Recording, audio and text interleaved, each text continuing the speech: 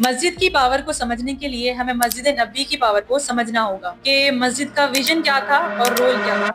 سب سے پہلے اپنے مائنڈ سے ایک چیز نکال کر پھینک دیجئے کہ نبی کریم صلی اللہ علیہ وسلم نے مسجد یا مسجد کے تھاٹ کو عبادتوں تک محدود رکھا ہوا تھا۔ ایسی کوئی باؤنڈری نبی کریم صلی اللہ علیہ وسلم نے کبھی بھی نہیں بنائی۔ مسجد نبوی جو تھی وہ ملٹی فنکشنل رول پلے کرتی تھی عرب کے اندر اس ٹائم۔ وہ ایک اسلامک اسٹیٹ ہیڈ کوارٹر تھا جہاں پر اسلام کی ساری بنیادیں رکھی گئیں، جہاں سیاست کی بنیاد رکھی گئی، جہاں انصاف کی بنیاد رکھی گئی، جہاں ایجوکیشن سسٹم کریٹ کیا گیا، جہاں کوسچن آنسرنگ سیشن ہوا کرتے تھے، جہاں لیکچرز ہوا کرتے تھے، جہاں مرد عورت بچہ ہر کوئی جا کر تعلیم لیتا تھا، اور صرف اسلامی تعلیم نہیں ورلڈ ویو کے اوپر تعلیمات لی اور دی جاتی تھی۔ پھر نبی کریم صلی اللہ علیہ وسلم اور ان کے کمپینینز وہاں پر ڈسکشن کیا کرتے تھے، بڑی بڑی میٹنگز ہوا کرتی تھی۔ کس چیز کی میٹنگ ہوا کرتی تھی؟ وہاں پر 50 سال کے اندر ہم نے اسلام کو کہاں پر پہنچانا ہے، کتنی پروگریس کرنی ہے، اس کا روڈ میپ کیا ہونا چاہیے، اس پہ ہم نے کس طریقے سے پریکٹیکل ورک کرنا ہے، باقاعدہ اس کی ڈسکشن ہوا کرتی تھی، سب اپنے اپنے اوپینینز دیا کرتے تھے، پھر اس حساب سے ہم چلا کرتے تھے، پروگریس ہوا کرتی تھی،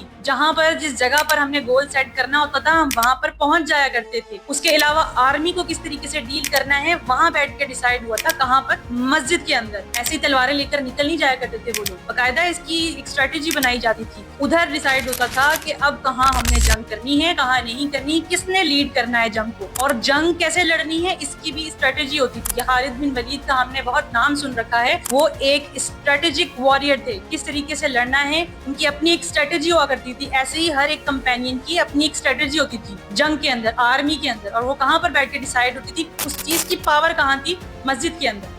اب آپ مجھے صرف اتنا ہی بتا دیں کہ یہ ہماری مسجدوں میں یہ چیزیں ہو رہی ہیں یا نہیں ہو رہی ہیں۔ اب آپ کو سمجھ آ رہی ہے مسجد کی پاور؟ میں نے جو آپ کو یہ چیزیں بتائی ہیں یہ کچھ بھی نہیں ہے، یہ ایک لیئر بھی نہیں ہے۔ آپ مسجد نبوی کے اوپر اسٹڈی کریں گے آپ کو آئیڈیا ہو جائے گا، آپ کی آنکھیں پھٹی رہ جائیں گی کہ یہ مسجد نبوی ہے اور یہ ہماری مسجدیں ہیں۔ آپ کو ڈفرنس نظر آئے گا کہ وہ کہاں پر ہے مسجد اور ہم کس کھڈے میں گھرے ہوئے ہیں۔